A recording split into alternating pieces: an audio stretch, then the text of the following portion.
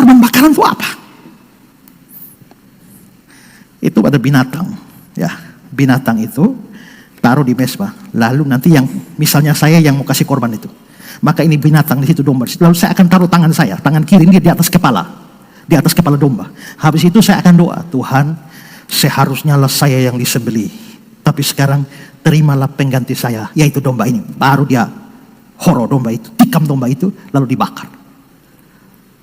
Itu korban bakaran. Nah, korban bakaran itu fungsinya apa? Kitab Imamat memberitahu kita ada banyak jenis korban. Salah satunya adalah korban bakaran. Korban bakaran itu manfaatnya apa? Untuk mengadakan pendamaian. Kalau pendamaian berarti ada permusuhan. Iya, karena Allah bermusuhan dengan orang berdosa. Allah itu suci. Orang berdosa itu melanggar kesucian Allah. Maka tadi malam saya bilang Allah benci orang berdosa. Maka antara Allah dan orang berdosa itu ada permusuhan.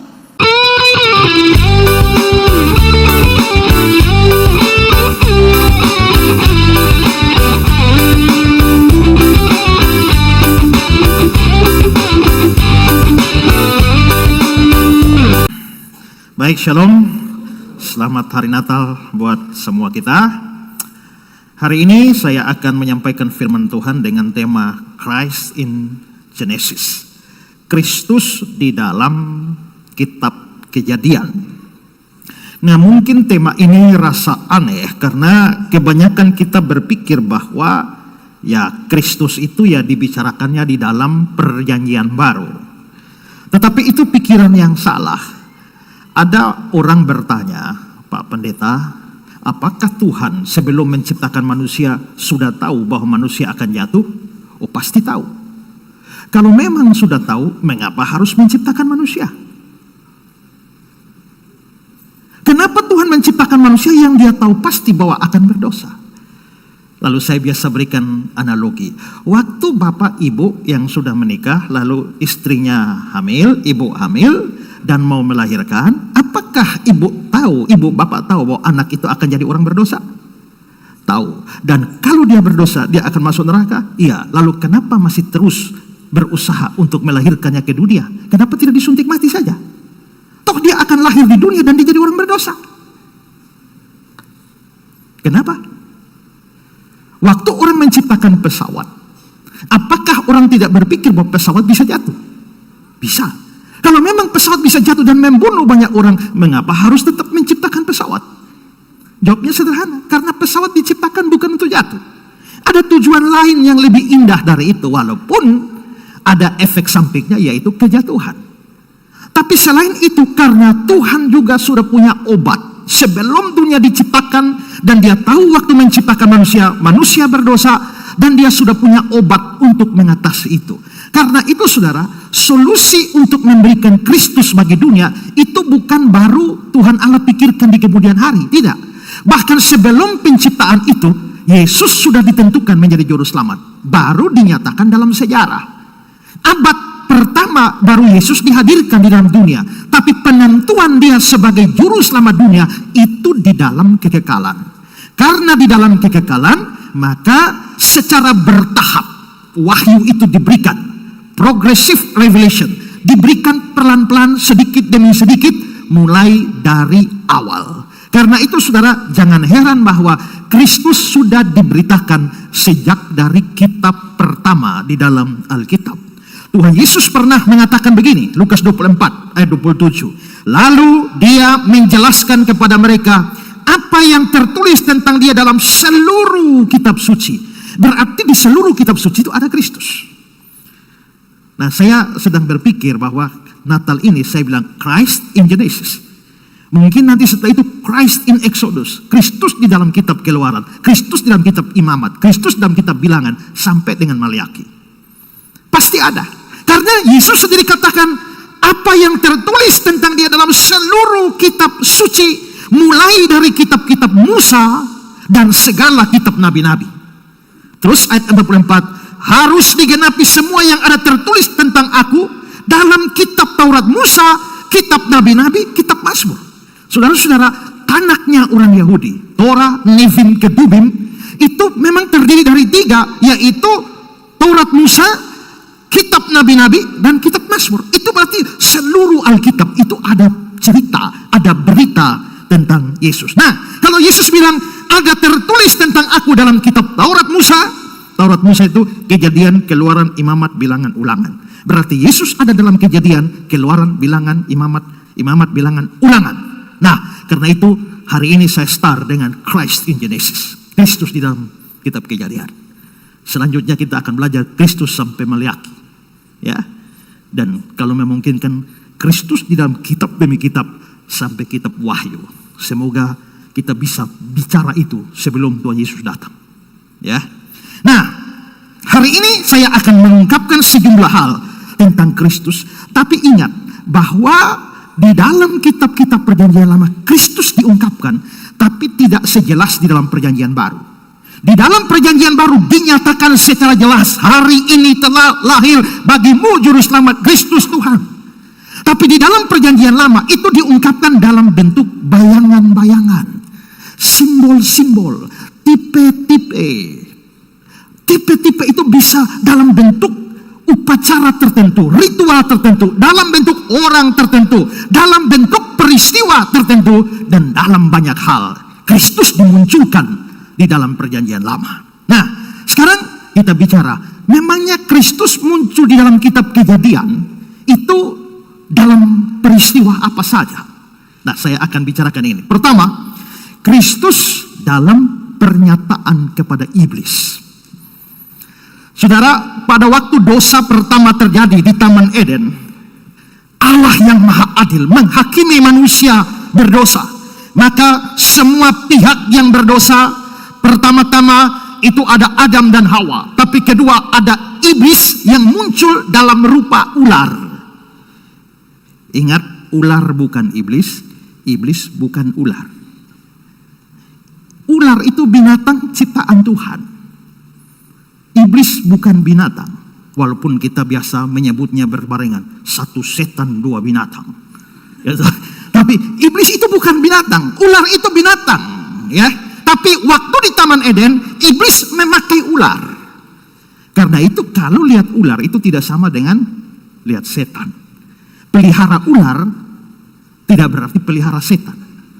Makan daging ular tidak berarti makan daging setan. Ular-ular, setan-setan, tapi setan memakai iblis pada waktu itu. Maka ada ular atau setan di belakang kejatuhan manusia, tapi ada Adam dan Hawa juga yang berdosa. Maka pada waktu dosa terjadi, Allah mulai memberikan sebagai hakim, memberikan hukumannya. Maka untuk manusia perempuan, susah payahmu waktu mengandung akan kubuat sangat banyak. Itulah sebabnya orang perempuan mengalami kesakitan pada waktu melahirkan. Sementara untuk laki-laki dibilang dengan berjerih payah, dengan berpeluh engkau akan mencari makananmu dari tanah yang sudah dikutuk sampai engkau kembali menjadi debu. Itulah sebabnya pekerjaan menjadi berat. Ada orang tanya, Pak Pendeta, kalau Adam tidak jatuh dalam dosa, apakah kita hanya makan tidur saja? Tidak, tetap kerja. Karena mandat kerja sudah diberikan sebelum kejatuhan. Ya, Tuhan Allah memberikan kuasa pada manusia untuk ikan-ikan, mengurus ikan-ikan di laut, burung-burung di udara, dan mengelola alam ciptaan Tuhan. Tapi dosa membuat pekerjaan itu tambah berat, apalagi tanah juga dikutuk. Dunia ini juga yang diciptakan Tuhan dikutuk karena dosa. Itulah sebabnya penebusan kita terjadi terlebih dahulu. Makanya waktu kita percaya Yesus mati, jiwa masuk surga, tapi tubuh belum, tubuh masih di dalam tanah. Nanti hari Tuhan Yesus datang, baru tubuh juga ditebus. Sekarang baru jiwa ditebus, tapi nanti tubuh ditebus, kasih bangkit, masuk ke surga. Tapi apakah alam juga ditebus? Ada, yaitu alam yang lama yang Tuhan ciptakan dan menjadi tempat dosa, dikutuk oleh Tuhan. Maka Tuhan perlu menebus alam, sehingga di ujung zaman nanti Dia menciptakan langit dan bumi yang baru. Maka pertanyaannya, Pak Pendeta, nanti kita itu akan hidup selama-lamanya di surga atau di langit dan bumi yang baru? Nah, itu soal lain. Tapi saudara, kita bisa lihat bahwa semua itu dikutuk oleh Tuhan. Adam, Hawa, bumi, tapi juga ular atau iblis itu juga mendapatkan kutukan. Kejadian 3 ayat 15. Aku, Tuhan, akan mengadakan permusuhan antara engkau, iblis, dan perempuan ini, Hawa. Antara keturunanmu, keturunan iblis dan keturunannya, keturunan Hawa, keturunan perempuan itu. Keturunannya akan meremukkan kepalamu, keturunan perempuan ini akan meremukkan kepala iblis, dan engkau iblis akan meremukkan tumitnya, tumit keturunan perempuan. Saudara, permusuhan di sini, permusuhan antara iblis dan perempuan, antara keturunan iblis dan keturunan perempuan. Ini permusuhan yang Tuhan tetapkan.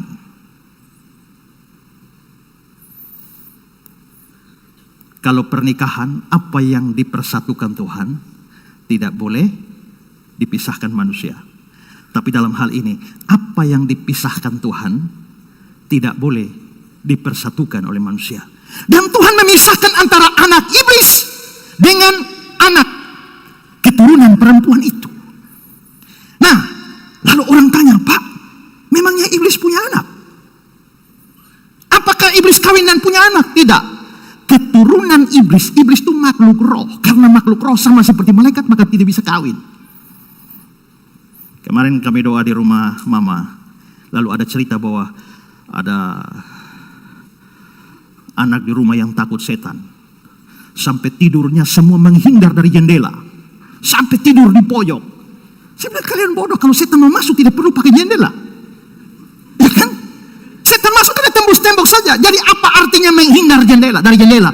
Karena setan tidak butuh jendela untuk masuk rumah. Ya. Jadi kamu sembunyi bagaimanapun, kalau setan mau datang, ya dia datang. Itu sama dengan malaikat, mereka makhluk roh. Karena makhluk roh tidak kawin. Lalu bagaimana iblis bisa punya anak? Nah, ini bukan keturunan jasmani, tapi keturunan secara rohani. Yohanes 8 ayat 44, Yesus bilang, iblislah yang menjadi bapakmu. Berarti semua orang yang tidak percaya kepada Yesus dibilang iblislah yang menjadi bapakmu. Mereka itu adalah anak-anak iblis. Matius 13:38, Yesus bilang, benih yang baik itu adalah anak-anak kerajaan, dan lalang anak-anak si jahat. Berarti memang ada anak-anak kerajaan, ada anak-anak si jahat, anak-anak iblis. Dan Tuhan menetapkan permusuhan ini. Dalam Cambridge Bible, permusuhan antara ular dan perempuan, antara keturunan ular dan keturunan perempuan, melambangkan pertentangan yang tak berkesudahan antara segala sesuatu yang melambangkan kekuatan-kekuatan jahat di satu pihak, dan segala sesuatu yang melambangkan penetapan yang benar dan mulia bagi manusia di pihak yang lain. Maka benar dan jahat ini selalu menjadi bentrokan. Terang dan gelap itu selalu tidak bisa disatukan. Itulah sebabnya mengapa Alkitab mengajarkan tidak boleh orang Kristen kawin dengan non-Kristen. Ya, karena apa yang dipisahkan Tuhan jangan engkau satukan. Ya. Karena kalau engkau percaya Kristus, engkau anak Allah. Yang tidak percaya Kristus, dia anak iblis. Bagaimana anak Allah dengan anak iblis menikah? Makanya pendeta Budi Asali bilang manusia paling kurang ngajar di dunia itu adalah orang yang kawin dengan orang agama lain, yang tidak percaya Yesus. Kenapa? Karena dia anak Allah. Dia kawin dengan anak iblis. Dia bikin Tuhan Allah dan iblis jadi besan. Ini manusia paling kurang ngajar di dunia ini. Apa yang dipisahkan Tuhan jangan disatukan oleh manusia. Nah, saudara, jadi ada pertentangan itu. Terlepas dari permusuhan yang terjadi, yang Tuhan sudah tetapkan, ini kutuk untuk iblis. Tapi menariknya ada kabar yang baik di situ. Kejadian 3:15, keturunan perempuan akan meremukkan kepalamu. Saudara, kalau ada organ paling penting dari ular, itu kepala. Karena disitulah pusat hidupnya ular. Ya. Kepala itu melambangkan kuasa, melambangkan otoritas, melambangkan kekuatan. Karena itu kalau dikatakan bahwa kepala ular akan diremukkan, akan dihancurkan, itu berarti kekuatan dan pengaruh iblis itu akan dihancurkan sepenuhnya. Matthew Paul bilang begini, kepala adalah alat utama ular untuk menyerang dan merusak, dan untuk mempertahankan diri, dan tempat utama kehidupan ular, yang oleh karena itu manusia menyerang ular dan yang berada di atas tanah. Manusia dapat dengan mudah menginjak dan menghancurkannya berkeping-keping. di dalam diri iblis. Hal ini menunjukkan kuasa dan otoritas atas manusia. Jameson, Fawcett, and Brown, racun ular bersarang di kepalanya dan luka pada bagian itu berakibat fatal. Dengan demikian, fatallah pukulan yang akan diterima oleh iblis.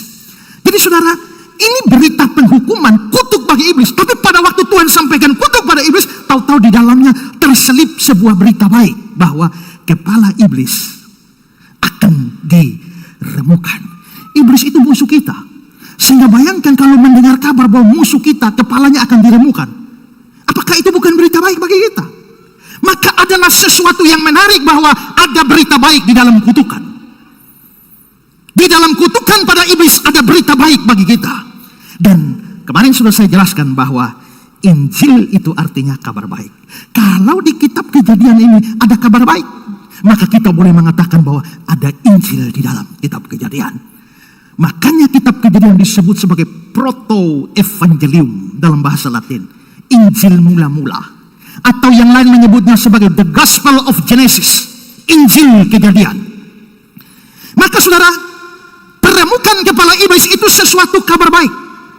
Tapi yang lebih menarik bukan sekedar dihancurkan, diremukannya kepala iblis. Tapi siapa yang menghancurkannya? Siapa? Lihat kembali ayat kita.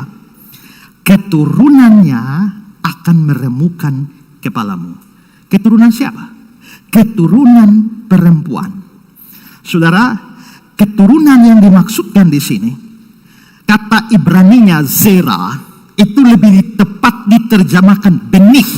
Makanya Kejadian 3:15 versi King James, her seed, benih. Jadi maksudnya benih perempuan itu akan meremukkan kepala iblis. Pertanyaannya, siapa benih perempuan itu?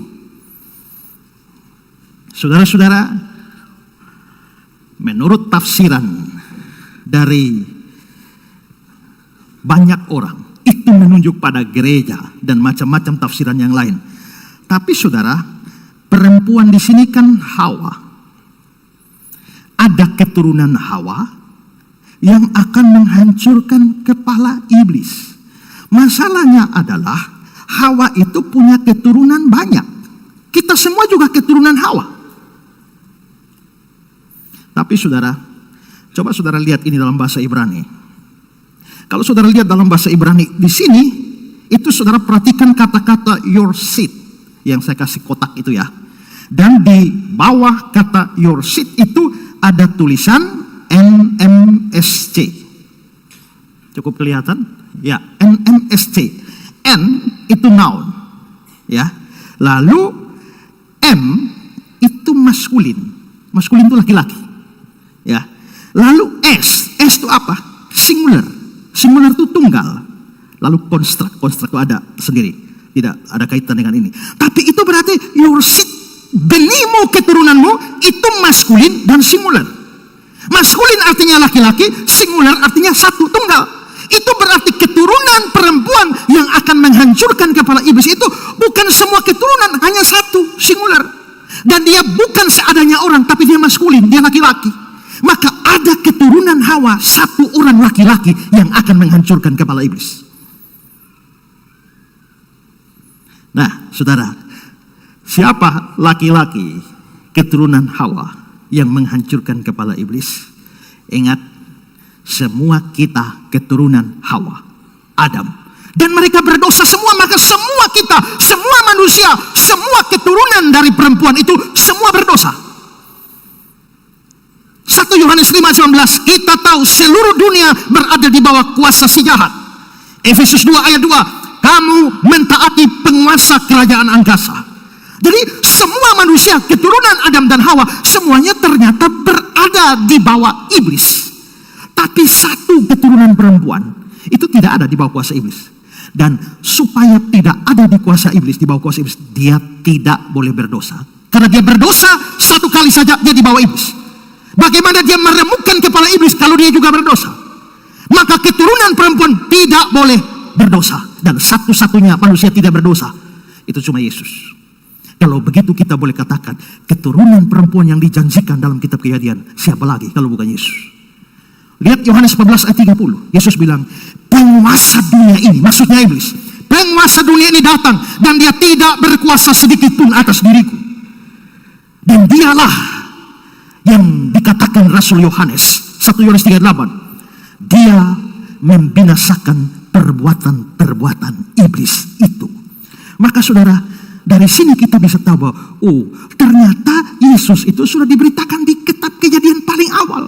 Begitu manusia jatuh dalam dosa, iblis dihakimi, iblis dikutuk, langsung ada berita tentang Yesus. Keturunan perempuan, satu orang laki-laki itu yang tidak takluk di bawah kuasa iblis, yang akan menghancurkan kepala iblis. Saudara, tapi rupanya bukan hanya terjadi pada kepala iblis, kepala ular. Lihat Kejadian 3:15.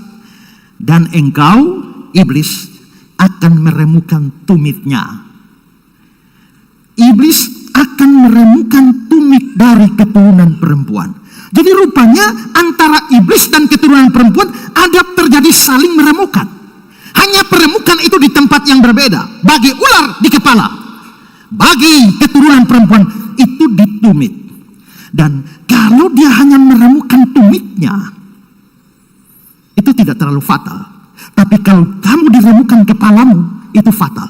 Maka sebenarnya dari sini kita bisa lihat bahwa kemenangan itu sudah ada pada keturunan perempuan. Jameson, Fawcett, dan Brown bilang, gagasan utama didasarkan pada kebiasaan ular berbisa yang menggigit korbannya di tumit atau di belakang, dan kebiasaan manusia yang menyerang atau memukul kepala ular dengan pentungan. Kata kerja yang sama digunakan untuk menggambarkan serangan di kepala dan tumit, untuk menunjukkan bahwa kehancuran ditujukan kepada keduanya. Tetapi meskipun gigitan ular pada tumit manusia ketika racunnya menginfeksi darah berbahaya, namun tidak dapat disembuhkan. Namun dapat disembuhkan. Akan tetapi meremukan kepala ular adalah kebinasaan. Bahaya juga kalau kita digigit ular, tapi bisa disembuhkan. Tapi kalau kepala iblis, kepala ular yang diremukan, bagaimana dia bisa hidup?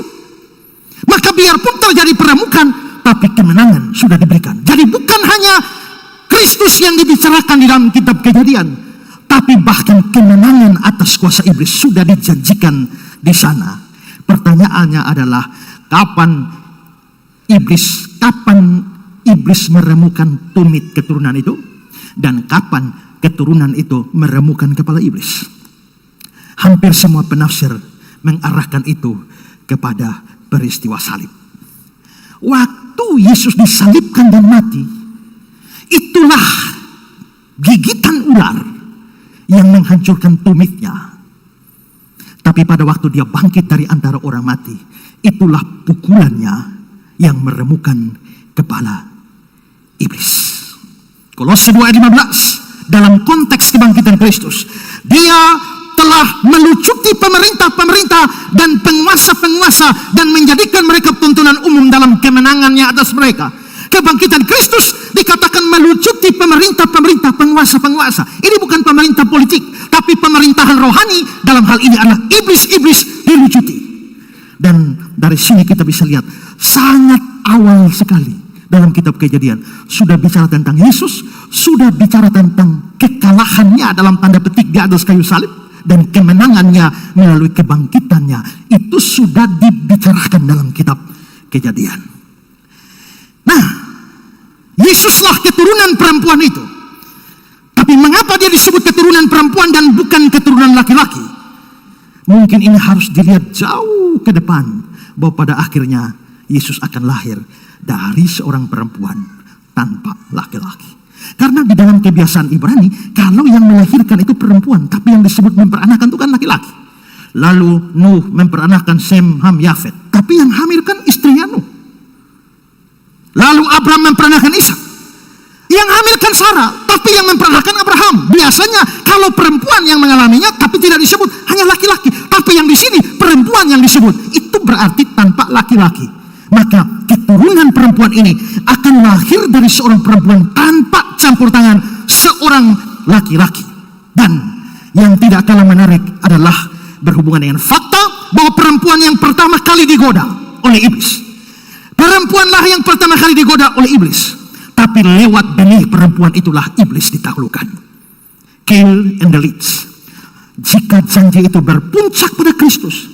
Maka fakta bahwa kemenangan atas ular dijanjikan kepada keturunan perempuan dan bukan kepada laki-laki memperoleh makna yang lebih dalam, bahwa sama seperti melalui perempuan tipu daya iblis telah membawa dosa dan maut dalam dunia, demikian pula melalui perempuan kasih karunia Allah akan memberikan kepada umat manusia yang telah jatuh dalam dosa, maut dan iblis, seorang pemenang atas dosa, maut dan iblis. Sekali lagi, Kristus dalam kitab Kejadian adalah Dia yang akan menghancurkan iblis. Karena itu kita bersyukur di dalam Natal, karena Natal adalah hari di mana keturunan, janji tentang keturunan perempuan itu digenapi di dalam sejarah. Nantinya menuju ke Jumat Agung dan Paskah di mana iblis betul-betul dihancurkan. Sekarang itu kepala iblis sudah hancur, hanya ekornya saja yang masih bergerak-gerak, tapi dia akan ditaklukkan sepenuhnya pada kedatangan Yesus yang kedua kali dengan dilemparkanlah iblis ke neraka selama-lamanya. Natal itu adalah suatu momen yang luar biasa. Kabar baik di dalam Natal adalah bahwa janji tentang keturunan perempuan yang menghancurkan kepala iblis itu digenapi di dalam Natal. Itulah Kristus di dalam Kejadian. Itu kemunculan pertama. Sekarang yang kedua, saudara. Kristus dalam pernyataan kepada para patriark Israel. Patriark itu artinya bapak. Bapak bangsa. Yang disebut bapak bangsa itu adalah Abraham, Ishak, Yakub. Karena itulah nama ini seringkali muncul bersamaan. Allah Abraham, Allah Ishak, Allah Yakub. Nggak sampai Yusuf. Ya, karena yang lain-lain itu sudah bukan bapak bangsa. Tiga ini. Ya, Abraham, Ishak, Yakub. Kristus dalam pernyataan kepada para patriark artinya dalam pernyataan kepada Abraham, Ishak, dan Yakub. Saudara-saudara, secara khusus kepada Abraham, Kristus dinyatakan itu lewat dua peristiwa Abraham. Pertama adalah dalam peristiwa pemanggilan Abraham. Allah kan suruh Abraham keluar dari daerahmu. Abraham itu tinggal di Ur Kasdim. Ur Kasdim itu wilayah di Mesopotamia. Mesopotamia itu di Irak sekarang. Jadi Abraham itu asli orang Irak. Abraham bukan orang Israel. Nanti keturunannya baru orang Israel, tapi Abraham sendiri orang Irak. Nah, saudara-saudara, waktu Tuhan panggil dia pertama kali keluar dari Mesopotamia, Tuhan memberikan janji bahwa Abraham diberkati. Kejadian 12 ayat 2. Aku akan membuat engkau menjadi bangsa yang besar dan memberkati engkau serta membuat namamu masyhur. Dan perjalanan hidup Abraham selanjutnya menunjukkan Allah betul menggenapi janjinya. Sampai hari ini nama Abraham masyhur, bukan? Sudah berapa tahun ini? Abraham itu dari 2000 sebelum Masehi sampai hari ini sudah di 2000-an. Sudah 4000 tahun nama Abraham masih hangat. Bahkan 3 agama besar dunia menghubungkan diri mereka dengan Abraham. Abraham bapaknya orang Israel. Abraham bapak segala orang beriman termasuk orang Kristen. Dan Abraham itu adalah Ibrahim adalah nabinya umat Islam. 3 agama ini mengkonekkan dengan nama Abraham. Jadi nama Abraham betul-betul masyhur. Nah, saudara, tapi dalam panggilan itu Allah tidak hanya menjanjikan berkat bagi Abraham, tapi dia juga dijanjikan akan jadi berkat. Mendapat berkat dengan menjadi berkat itu beda. Kalau saudara tidak punya uang, lalu saudara dapat uang, itu namanya dapat berkat. Tapi sekarang uang saudara lihat ada orang susah di sana, ya saudara bagi ke sana. Itu namanya menjadi berkat. Nah, kebanyakan kita kan hanya senang kalau diberkati, ya. Tapi kalau mendapat berkat, menjadi berkat, sukar. Nah, Abraham diberkati tapi juga menjadi berkat. Ayat 2, Kejadian 12. Dan engkau akan menjadi berkat. Olehmu semua kaum di muka bumi ini akan mendapat berkat. Jadi Abraham bukan hanya diberkati, dia jadi berkat. Dia jadi berkat bukan hanya untuk 1-2 orang. Di Natal ini mungkin saudara menyisihkan uang saudara kasih si A, si B, si C, maka saudara jadi berkat bagi 3 orang. Ya. Tapi Abraham itu akan jadi berkat. Semua kaum di muka bumi akan dapat berkat. Wah, ini berarti Abraham ini diberkati secara luar biasa sampai bisa jadi berkat bagi seluruh dunia. Kejadian 18. Dan oleh dia, oleh Abraham, segala bangsa di atas bumi akan dapat berkat. Berkat terbesar adalah bisa jadi berkat. Makanya Tuhan Yesus yang lebih berbahagia orang yang memberi daripada menerima. Kamu menerima, kamu bahagia. Tapi kalau kamu bisa memberi, kamu lebih berbahagia. Ya. Nah, saudara-saudara, jadi di sini kita lihat Abraham akan jadi berkat. Itu di Kejadian 12, Kejadian 18. Tapi nanti kalau saudara baca terus ke bawah, ada sedikit perubahan. Perubahan itu bukan lagi Abraham yang jadi berkat, tapi keturunannya. Lihat pasal 22 ayat 18. Oleh keturunanmu lah semua bangsa di bumi akan mendapat berkat. Jadi rupanya ada pergeseran dari Abraham kepada keturunannya. Pasal 26 ayat 4. Aku membuat banyak keturunanmu seperti bintang di langit. Aku memberikan padamu keturunan seluruh negeri ini. Dan oleh keturunanmu semua bangsa di bumi akan dapat berkat. Bukan lagi Abraham, keturunanmu. Lalu di pasal yang ke-28. Olehmu serta keturunanmu semua kaum di muka bumi dapat berkat. Kata keturunan di sini sama-sama pakai kata sera, sit. Oleh benihmu. Nah, siapakah benih Abraham yang menjadi berkat bagi seluruh dunia? Mungkin karena anaknya Abraham, Ishak. Mungkinkah Ishak? Tidak.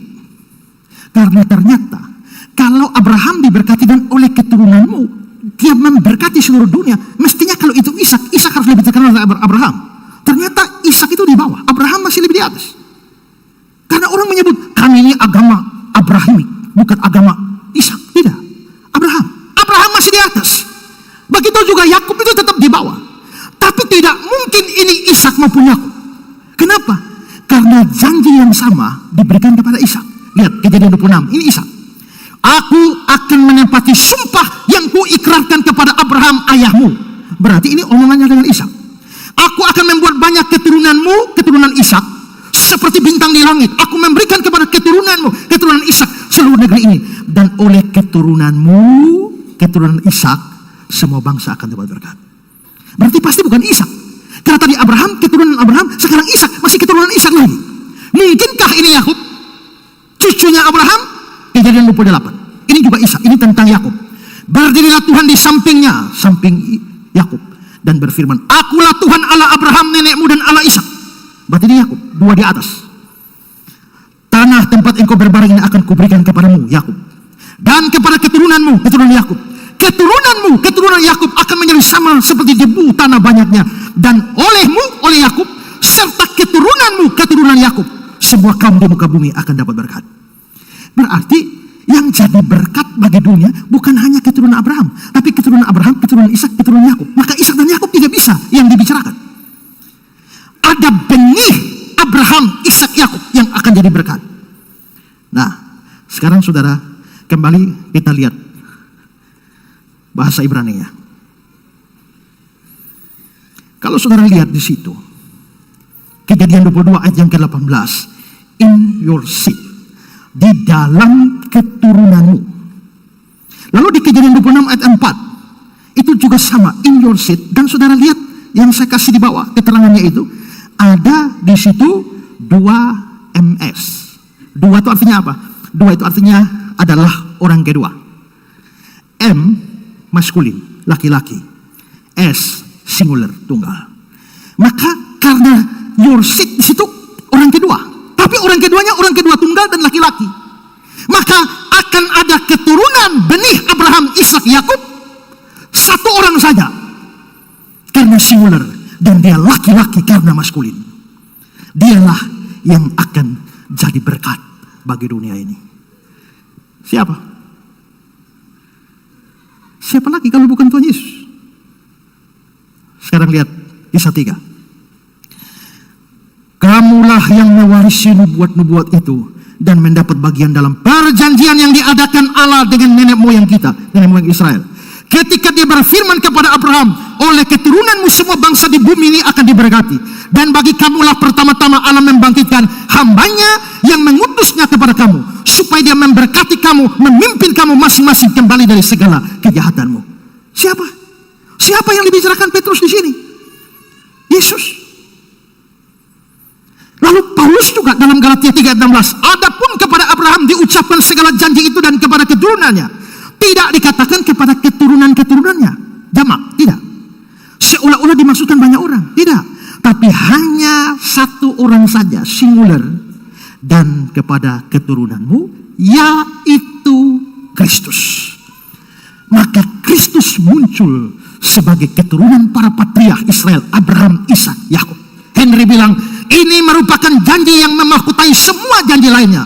Sebab janji itu menunjuk pada Mesias yang di dalam dia semua janji adalah ya dan amin. Kalau begitu saudara, Kristus sebenarnya sudah muncul dalam kitab Kejadian.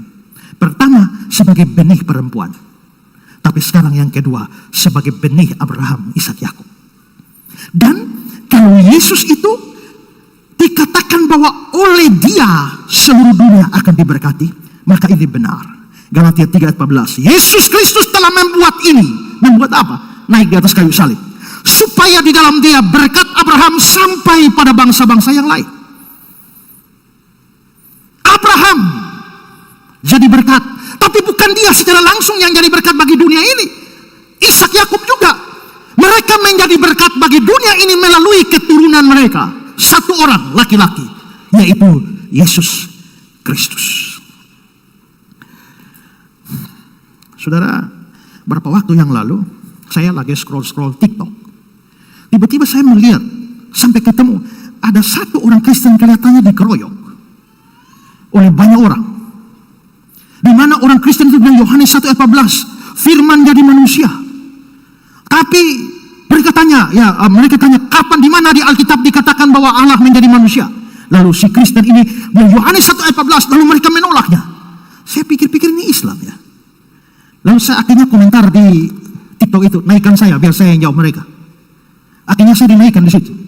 Lalu begitu saya jawab, lama-lama dalam perdebatan itu, kok rasanya bukan Islam ya? Ternyata Kristen. Nah, jadi saya akhirnya melakukan perdebatan itu, saya belum mengerti apa-apa. Saya berdebat dengan orang yang saya tidak tahu berpaham apa. Hanya dia omong ini saya jawab, dia omong ini saya jawab. Belakangan baru saya diberitahu, di chat oleh orang, Pak, yang tadi Bapak debat tuh, itu nama ini. Itu Kristen Pak, tapi Kristen aneh. Karena apa? Karena mereka tidak percaya Allah jadi manusia. Mereka sudah percaya bahwa Allah itu memang sudah manusia dari awal.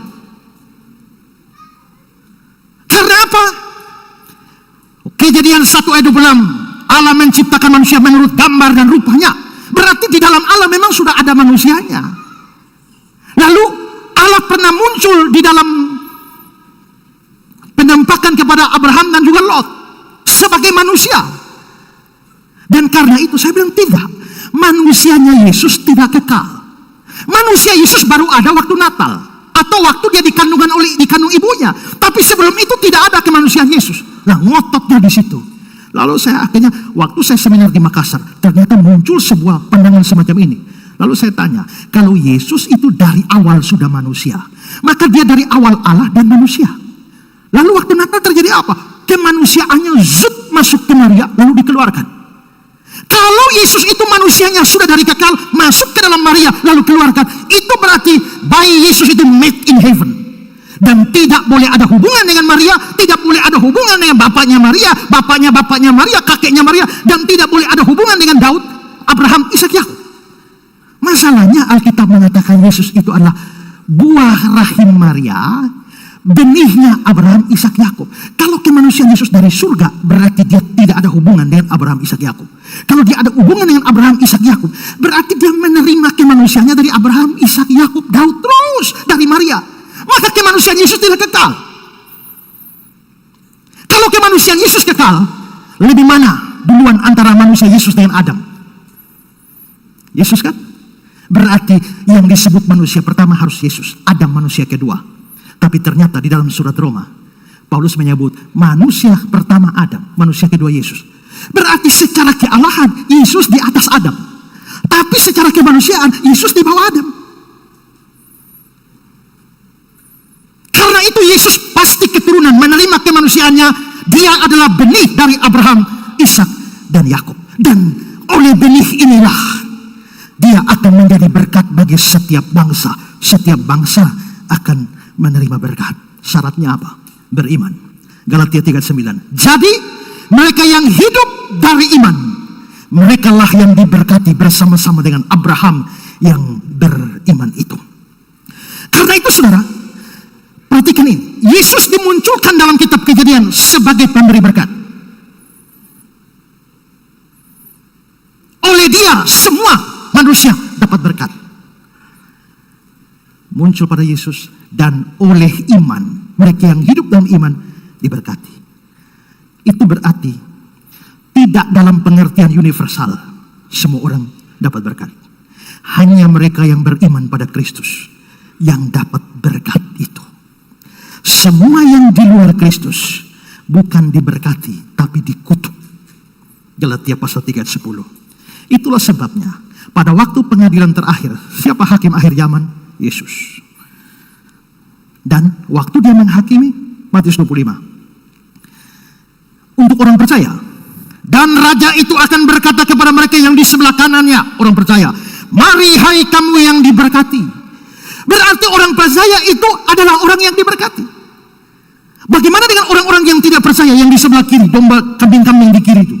Dan dia akan berkata juga kepada mereka yang di sebelah kirinya, enyahlah dari hadapanku hai kamu orang-orang terkutuk. Kalau begitu saudara, yang tidak percaya Yesus terkutuk. Yang percaya Yesus diberkati. Ini bukan hanya berkat jasmani. Bukan soal berkat jasmani. Karena apa artinya punya duit banyak tapi masuk neraka? Berkat paling besar, berkat keselamatan. Dan berkat itu hanya ada dalam iman pada Kristus. Berarti Kristus sudah muncul dalam perjanjian lama. Pertama-tama benihnya Hawa sebagai yang akan menghancurkan iblis. Tapi yang kedua, benihnya Abraham, Ishak, Yakub yang akan membawa berkat yang sejati kepada manusia. Natal adalah pemenuhan janji keturunan Abraham yang jadi berkat bagi seluruh dunia. Itu peristiwa Abraham yang pertama, panggilannya. Sekarang peristiwa yang kedua dalam Abraham adalah dalam peristiwa ujian iman pada Abraham. Abraham, sabar, saya geser belakang kembali sedikit. Saudara, keturunan Abraham yang jadi berkat bagi dunia itu, ini kan Abraham, dijanjikan pada Ishak, Yakub. Apakah Ishak yang merupakan keturunan yang jadi berkat bagi dunia? Tidak. Padahal Ishak anak asli Abraham dengan Sarah. Sebelum muncul Ishak, ada anak haram Abraham dengan Hagar, yaitu Ismail. Kalau anak aslinya Abraham saja tidak bisa jadi berkat bagi dunia, apalagi anak haramnya, yang Ismail ini. Dari jalur Ishak saja sampai Israel, bangsa Israel tidak jadi berkat bagi dunia. Apalagi dari jalur yang ini jadi bangsa Arab. Nanti sampai dari keturunan Israel ini turun ke suku Yehuda terus baru sampai Kristus. Nggak bisa dia turun dari sini lalu sampai Muhammad. Salah besar itu. Maka yang di sini diberkati, yang di sini terkutuk. Kalau ada anak iblis di sini yang ikut di YouTube, yang suka bikin kacau di YouTube, itu dengar baik-baik. Kalau tidak percaya Yesus, kamu terkutuk. Jadi ikut jalur ini, jangan jalur yang Tuhan tidak tentukan. Nah, itu saya kembali untuk tegaskan itu. Sekarang lanjut. Ya. Dalam peristiwa ujian iman pada Abraham, setelah Ishak dapat, satu-satunya Tuhan bilang, Abraham naik ke gunung, korbankan Ishak di atas gunung bagiku. Saudara-saudara, pasti Abraham sangat berat, tapi dia tetap nekat, taat. Dia taat Tuhan, naik ke gunung Moria, mau persembahkan Ishak. Nah, saudara-saudara, ceritanya pada waktu Abraham hampir membunuh Ishak, dicegah oleh Tuhan sebagai korban bakaran, lalu Tuhan kasih korban pengganti. Pasal 22 ayat 13. Lalu Abraham menoleh dan melihat seekor domba jantan di belakangnya, yang tanduknya tersangkut dalam belukar. Abraham mengambil domba itu lalu mengorbankannya sebagai korban pengganti anaknya. Perhatikan, Abraham mau korbankan anaknya. Anaknya itu diselamatkan, lalu diganti dengan sebuah korban pengganti, yaitu seekor domba bisa muncul di situ?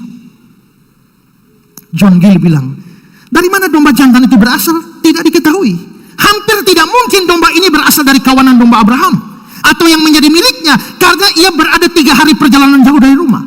Kemungkinan besar domba ini tersesat dari kawanan domba yang lain, dan oleh providensi Allah, pengaturan Allah, diarahkan ke sana pada waktu yang tepat. Maksudnya John Gill begini, ini domba ini pasti domba kesasar, tapi Tuhan yang mengatur sehingga pada waktu Ishak mau dikorbankan, dibatalkan, langsung domba itu ada. Nah, dengan demikian kita boleh katakan bahwa harus ada korban, harus jatuh korban bakaran, tapi yang harus dikorbankan dibatalkan, lalu Tuhan yang menyediakan korban pengganti. Karena Tuhan yang menyediakan korban pengganti, itulah sebabnya dalam ayat 14, dan Abraham menamai tempat itu Tuhan menyediakan. Jehovah Jireh. Tuhan menyediakan apa? Tuhan menyediakan beras. Tuhan menyediakan mobil. Tuhan menyediakan villa. Bukan. Tuhan menyediakan korban pengganti. Itu yang dimaksudkan di sana. Ini sesuai iman Abraham. Bahwa Abraham beriman bahwa dia pergi ke atas untuk mengorbankan Ishak. Coba lihat ketika dia bercakap-cakap dengan Ishak. Lalu berkatalah Ishak kepada Abraham, kepada ayah, bapak, saud Abraham, ya anakku, bertanyalah. Di sini sudah ada api dan kayu. Di mana anak domba untuk korban bakaran itu? Saud Abraham, Allah yang menyediakan anak domba untuk korban bakaran baginya. Perhatikan, Allah yang sediakan. Saudara, Ishak mau dikorbankan sebagai apa? Korban bakaran. Domba itu diganti sebagai apa? Korban bakaran. Memangnya korban bakaran, saudara lihat di Kejadian 22, persembahkanlah dia di sana sebagai korban bakaran. Ayat 13, Abraham mengambil domba itu mengorbankannya sebagai korban bakaran. Nah, korban bakaran itu apa? Itu pada binatang, ya. Binatang itu taruh di mezbah. Lalu nanti yang misalnya saya yang mau kasih korban itu, maka ini binatang di situ domba. Lalu saya akan taruh tangan saya, tangan kiri ini di atas kepala domba.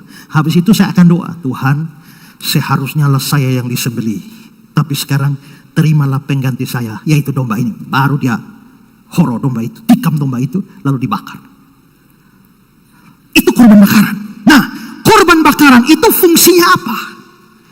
Kitab Imamat memberitahu kita ada banyak jenis korban. Salah satunya adalah korban bakaran. Korban bakaran itu manfaatnya apa? Untuk mengadakan pendamaian. Kalau pendamaian berarti ada permusuhan. Iya, karena Allah bermusuhan dengan orang berdosa. Allah itu suci. Orang berdosa itu melanggar kesucian Allah. Maka tadi malam saya bilang Allah benci orang berdosa. Maka antara Allah dan orang berdosa itu ada permusuhan. Supaya Allah bisa bersatu dengan manusia, harus ada pendamaian dulu. Dan pendamaian itu butuh korban. Lihat Imamat 1 ayat 4. Lalu dia harus meletakkan tangannya ke atas korban bakaran itu, sehingga baginya persembahan itu diperkenan untuk mengadakan pendamaian baginya. Pasal 4 ayat 26. Dengan demikian imam mengadakan pendamaian bagi orang itu karena dosanya. Kata pendamaian ini dari bahasa Ibrani-nya kiper, dan kiper ini artinya menebus. Berarti ini bisa korban bakaran fungsinya untuk kiper, untuk menebus. Dan syarat korban ini tidak boleh cacat. Imamat 1 ayat 3. Jikalau persembahannya merupakan korban bakaran dari lembu, haruslah dia mempersembahkan seekor jantan yang tidak bercela. Tidak bercela itu apa? Tidak boleh itu binatang sumbing, tidak boleh. Tidak boleh kakinya pincang, tidak boleh. Tidak boleh telinganya tak ada luka, tidak boleh. Harus mulus. Syaratnya binatang korban harus mulus, disembelih, dibakar. Tujuannya apa? Bikin pendamaian. Kalau begitu kembali pada Abraham. Abraham harus korbankan anaknya untuk korban bakaran. Tapi Tuhan sediakan korban pengganti. Dan korban pengganti itu seekor domba. Nah, saudara-saudara, tapi apakah darah domba binatang itu bisa mengadakan pendamaian dengan Allah? Tidak, itu hanya bayangan. Karena sebenarnya Tuhan kasih bayangan untuk menunjukkan pada sebuah korban bakaran yang akan datang. Seekor domba Allah yang akan bikin pendamaian. Waktu Yohanes Pembaptis lihat Yesus, Yohanes 1 ayat 29 dia bilang, lihatlah anak domba Allah yang menghapus dosa dunia. Berarti Kristuslah domba yang tersangkut yang disediakan Allah di atas gunung untuk menggantikan orang yang harus jadi korban. Kalau Kristus korban itu korban bakaran untuk mendamaikan Allah dengan manusia, maka Kristus adalah korban yang memperdamaikan Allah dengan manusia. Roma 3:25, Kristus Yesus telah ditentukan Allah menjadi jalan pendamaian karena iman dalam darahnya. 1 Yohanes 2 ayat 2, dia adalah pendamaian untuk segala dosa kita. Kalau begitu di sini kita bertemu lagi, Kristus muncul di dalam kitab Kejadian. Sebagai apa? Sebagai korban bakaran yang akan bikin perdamaian antara Allah dengan manusia. Elikat berkata, dan meskipun akan sangat menyakitkan bagi Ishak jika ia benar-benar mati di tangan ayahnya, doktrin tentang korban pengganti menjadi lebih jelas diajarkan. Oleh karena itu Ishak bangkit kembali, dan mesbah dari mesbah untuk hidup, dan domba jantan itu mati menggantikannya. Dan dengan menggabungkan keduanya, seluruh misteri tentang Allah memberikan anaknya untuk mati bagi manusia, dan tentang kehidupan muncul dari kematian. Kalau begitu saudara, Kristus itulah korban pengganti. Hari Natal itu penting. Berita baiknya adalah apa? Karena Allah mengirimkan korban bakaran, korban pengganti. Harusnya kita orang berdosa yang mati, tapi Allah kirimkan korban pengganti. Korban pengganti untuk apa? Untuk bikin damai kita dengan Allah. Maka begitu kita percaya kepada Yesus, kita damai dengan Allah. Kalau tidak percaya Yesus, tetap musuh Allah. Roma 5. Sebab itu kita yang dibenarkan karena iman, kita hidup dalam damai sejahtera dengan Allah. Sekarang sudah tidak ada permusuhan antara kita dengan Allah. Dalam damai sejahtera. Karena siapa? Karena Tuhan kita Yesus Kristus. Ayat 10. Sebab jikalau ketika kita masih seteru, sekarang kan sudah beriman, maka diperdamaikan dengan Allah oleh kematian anaknya. Kalau belum beriman, tetap seteru. Tidak peduli ibadah berapa kali kamu seteru Allah, musuh Allah.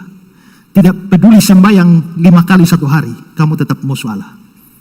Tidak peduli pasang toa keliling 8 penjuru dunia, teriak Allah Allah, kamu musuh Allah.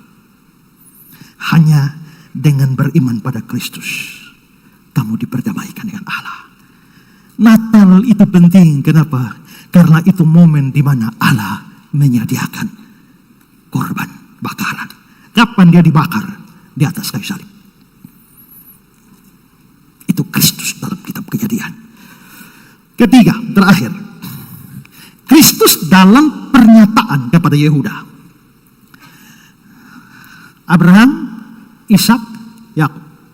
Yakub punya 12 anak yang jadi bangsa Israel. Tapi Yusuf pernah dijual ke Mesir oleh saudara-saudaranya. Tapi Tuhan pakai dia untuk menyelamatkan dari kelaparan. Akhirnya Yakub dengan saudara-saudara Yusuf yang lain semua pindah ke Mesir. Maka mereka hidup di Mesir, di wilayah Goshen. Dan dari sanalah Tuhan bawa keluar mereka, kembali ke tanah mereka melalui Nabi Musa. Tapi Yakub mati di Mesir. Sebelum mati, Yakub panggil anak-anaknya semua, lalu mengucapkan berkat-berkat untuk mereka. Atau dengan kata lain, membuat ramalan, nubuatan tentang masing-masing anak itu. Masing-masing anak ada bagian sendiri. Tapi yang menarik ini, berkat untuk Yehuda. Kejadian 49. Ini kata-kata Yakub mau mati kepada Yehuda. Tongkat kerajaan tidak akan beranjak dari Yehuda, ataupun lambang pemerintahan dari antara kakinya, sampai dia datang yang berhak atasnya, maka kepadanya akan takluk bangsa-bangsa. Kalimat tongkat kerajaan tidak akan beranjak dari Yehuda, lambang pemerintahan dari antara kakinya, artinya apa? Artinya dari Yehuda itu akan muncul raja-raja Israel. Raja pertama Saul itu dari Benyamin. Karena itu dalam tanda petik kecelakaan. Karena Tuhan belum mau kasih raja, tapi Israel ngotot minta raja. Maka Tuhan suruh semua kasih raja, tapi kasih raja yang salah, yaitu Saul. Makanya kalau cari pemimpin bangsa itu jangan ngotot. Karena Tuhan bisa hukum satu bangsa dengan kasih pemimpin yang jelek. Ya. Nah, tapi setelah Saul pada akhirnya dia lengser, baru Tuhan memilih raja seturut dengan yang dia mau, dan Daud. Daud itu dari mana? Daud itu suku Yehuda. Dari Daud turun ke Salomo. Salomo itu suku Yehuda. Nanti kerajaan pecah dari Israel jadi Yehuda, tapi nanti keturunan Daud tetap pada Yehuda. Nah, berarti dari Yehuda lah akan muncul raja-raja, dan dari Yehuda lah raja-raja akan memimpin Israel, dan semua dari suku lain akan tunduk kepada Yehuda. Pasal 49 ayat 8. Yehuda, engkau akan dipuji oleh saudara-saudaramu.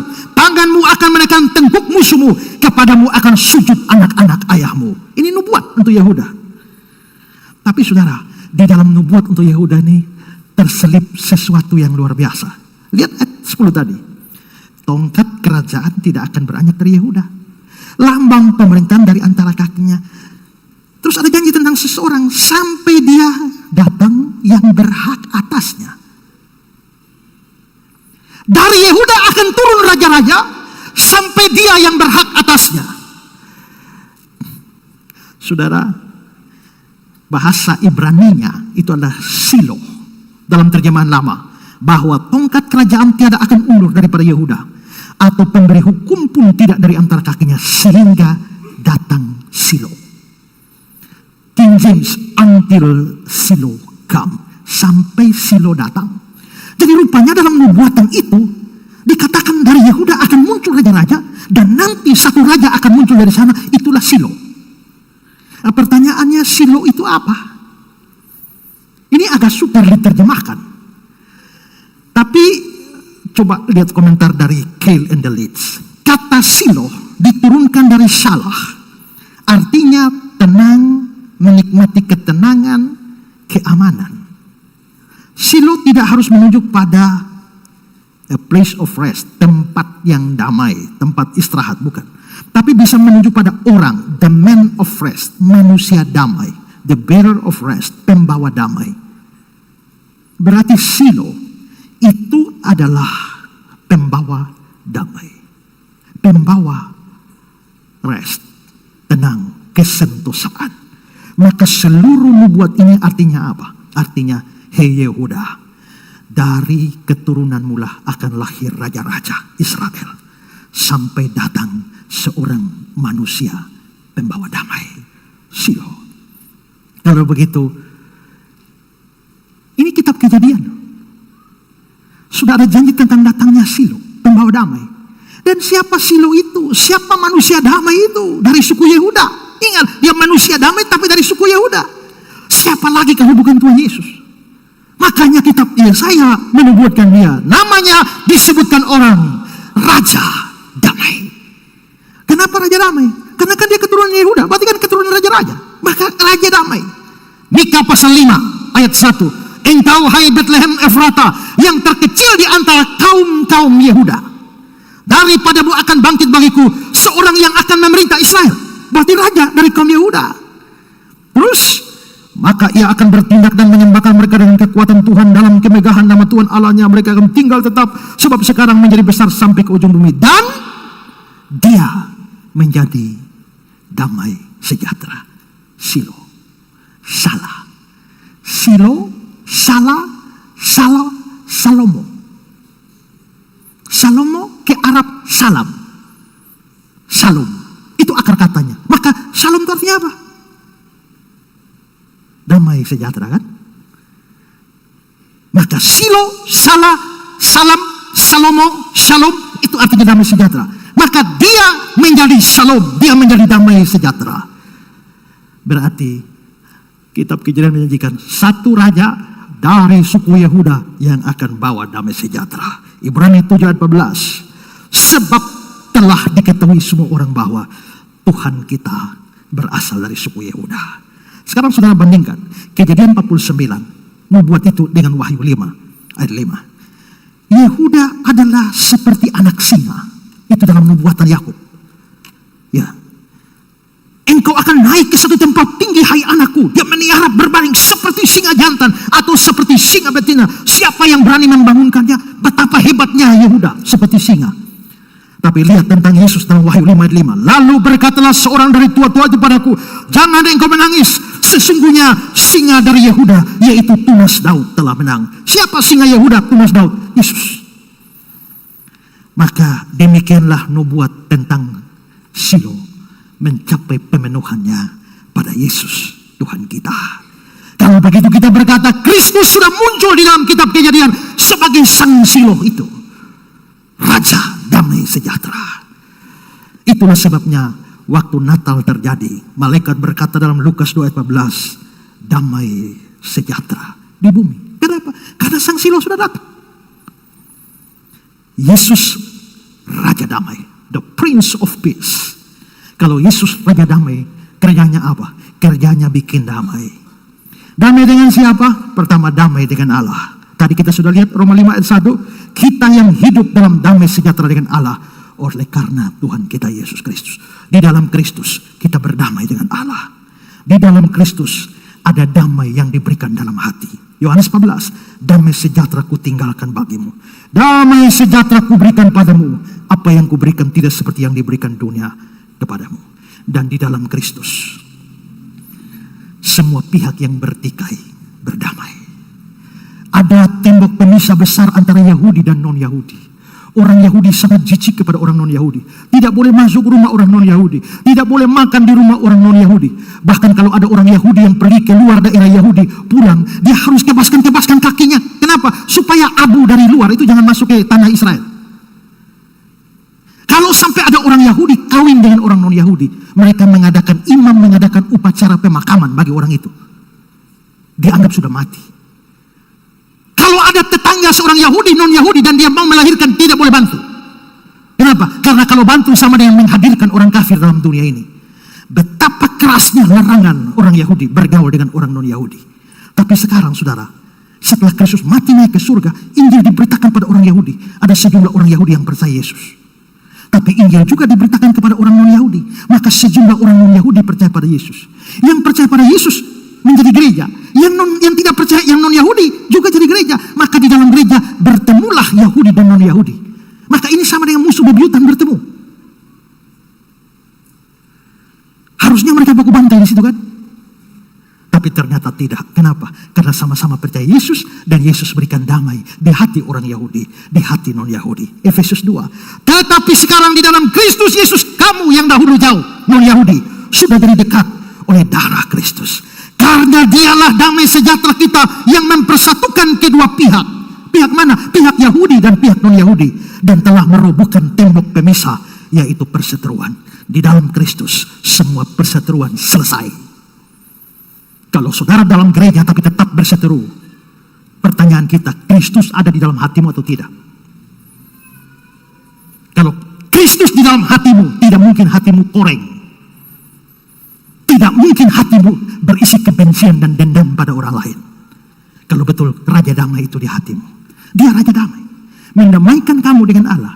Berikan damai di dalam hatimu. Dan bikin damai dengan sebelahmu. Damai dengan atas. Damai dengan samping. Dan damai di dalam. Itulah sang Silo dari Yehuda. Singa dari Yehuda. Natal itu penting. Kenapa? Karena benih perempuan yang dijanjikan di sangat awal dihadirkan. Natal penting karena benih Abraham, Ishak, Yakub dihadirkan. Natal itu penting karena korban pengganti dihadirkan. Natal itu penting karena sang Silo, Raja Damai, dihadirkan. Wow, betapa luar biasanya rancangan Allah. Merayakan Natal harus membuat kamu yakin Tuhanmu yang akan menaklukkan iblis. Merayakan Natal harus membuat kamu yakin bahwa kamu diberkati. Seluruh berkat Abraham turun ke atasmu. Merayakan Natal harus membuat kamu sadar kamu yang harus dikorbankan, tapi Allah sudah sediakan korban pengganti. Merayakan Natal harus membuat kamu yakin damai sejahtera bagi kamu. Christ in Genesis, semuanya memuncak di dalam hari Natal. Selamat hari Natal, selamat berbahagia, damai sejahtera atas kamu.